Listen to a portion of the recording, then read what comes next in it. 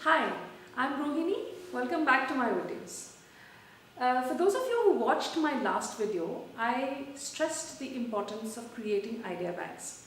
Now, let me just revise what is an idea bank. An idea bank is, as the name suggests, it is a bank of ideas where you can just dip into at any given point of time and pull out ideas for whatever you need them for. So, it's important to keep this bank full. It's important to keep replenishing it. It's important to keep renewing the ideas, putting in fresh ideas so that you have a lot of ideas at any given point of time. Also, you need to make sure that you have ideas which cover a lot of subjects. Now, last time when I made this video, it was on nuclear technology, and we decided that we are going to do more idea banks and we'll take up new subjects every time. So today's topic is education. Alright, now what exactly do we mean by education? Education is basically a process of learning.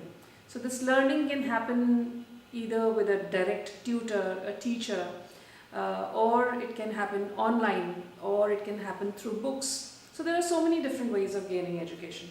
Now let's just familiarize ourselves with some of the terms that we can use for this topic, education, because the IELTS gives a lot of varied ideas when it comes to topics on education. So does TOEFL. So let's just talk about in general a lot of terms which you can use when you're writing about any topic on education. Okay, so like we have educational. Educational is anything which is related to education. An educationist is a person who imparts education. Schooling. Schooling is again tutoring, learning. You're going to a school, you're going to a college, you're going to a university, and you're just going for schooling, you're going for learning. Okay. Growth. If you have education, you have all your chances of growing. You can find good employment opportunities. So you have opportunities for growth. You can fulfill your goals. So if you have a target in mind and you want to study towards it, you want to achieve it, so you pick up subjects which will help you to achieve your goals. Your objectives, again, same thing. Goals, objectives is what you're targeting for, what you want to go there for, wherever you want to go to. Success, what you achieve. Once you've achieved your goals, you get success. Your quality of living obviously improves when you have a good employment, when you have a good job, so your quality of living improves. Higher education. Okay, let's start a little in the beginning first when we talk about primary education. Primary education is education which is done in the primary school, which is in most countries is up to grade 5. Then you have the secondary education. Secondary education is mostly from grade 6 onwards, but in certain cases you talk about secondary education which is from grade 9 onwards. So from grade 9 to grade 12 is secondary education. Some people like to call it higher secondary or senior secondary education or high school education. Then you go to college, and that is your tertiary education. So it's the third level of education for which you go to a college or a university. So it's a college education or a universal education, a university education. And you also may have something what is called vocational studies. So vocational studies are very specific skill-based learning courses. So you want to become a software engineer, so you work towards that. You do vocational studies, you study only regarding that. Okay, next is mandatory. Mandatory is compulsory. It's important that you finish it before you go on to the next step. So mandatory subjects or mandatory clearing field or anything that would be compulsory is mandatory. Again, similar word, essential. Essential is that you need to clear a particular class to go to the next class. So that's essential, important, mandatory. Compulsory. All synonyms. Curriculum. Curriculum is a framework of subjects that you study, and it's mostly divided over a period of a certain time. It could be 6 months, it could be 1 year, it could be 3 months. So a curriculum is a framework of studies. Courses. Courses are what you can take up whenever you want to do a particular course. For example, I want to go into medicine, so I take up the medical course. I study biology. I work towards, I take up only those courses which will help me to get into medicine. Okay, subjects, we all know what that is. Electives. Electives are subjects which you choose in your semesters. For example, if I'm in a college and let's say I'm doing law and I'm in a college which is a 5-year program, and I pick up a particular subject every semester. So I have a choice of subjects from which I can choose. So that is my elective. Besides the electives, you will have a compulsory list of subjects which you have to take. But the elective is something you can choose. Discipline, another word for subjects or the line of study. So that's discipline. Okay, let's see some more words which are related to education. So we have undergraduate studies. Now, undergraduate studies means that you finished your secondary education and now you're looking for a graduation level education, which is called an undergraduate study. Postgraduate study, again, after you finish your graduation, you go in for a postgraduate studies. So undergraduate studies would mostly range between 3 to 5 years. Postgrad studies would mostly be 1 or 2 years.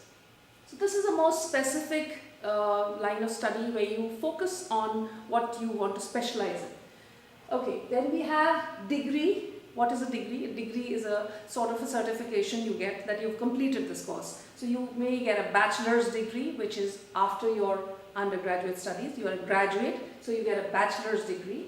You get a master's degree when you finish your postgraduate studies. And then you get a diploma. A diploma is a little different from a degree. Some countries don't recognize it as strongly as a degree, but it's still accepted. And so a diploma is mostly a shorter course, and it's just another kind of a certification. So certificate, okay, you have qualification. Qualification is obviously what you're qualified to do, what you're capable of doing after you finished one particular set of studies. Research and analysis. What is research and analysis? Now, supposing I'm interested in a particular wing of science, so I want to work further in that particular department. So I can go into research and analysis wing of that study, of that line, of that subject, so that I can work more if I want to find out more, so I can discover something, I can invent something. So that is where your research and analysis leads to. So research and development is a similar thing. So we have research and analysis and research and development. Okay.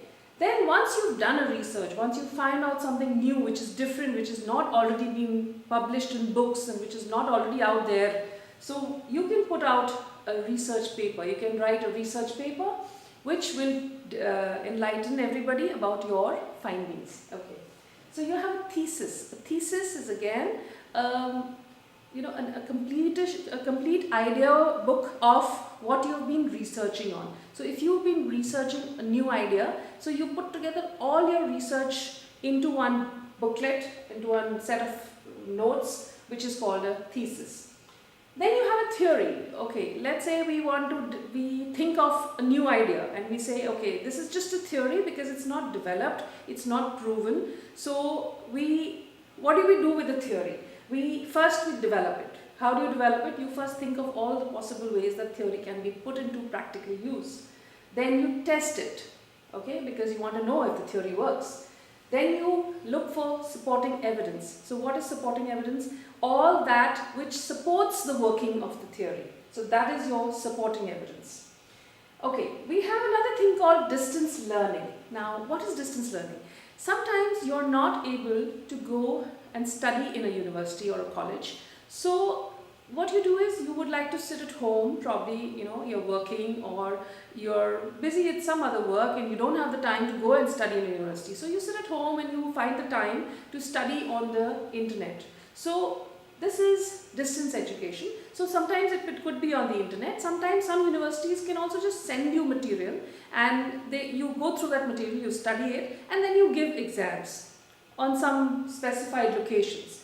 So this is also now in tune with online learning, online educational courses. So you can either do your distance learning by books or you can do it using the internet. Alright, next is literacy. So what is literacy? Literacy is again when you're talking about the number of educated people. So you say literacy rate. So you say, okay, the number of educated people is like out of every 100 you have 90 people who are educated. So the literacy rate would be 90%. So that's literacy rate.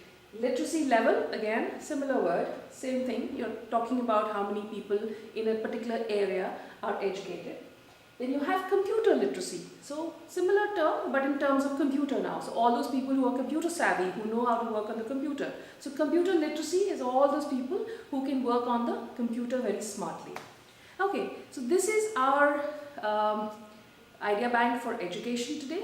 So we'll come back with another idea bank with another topic next time. Bye for now.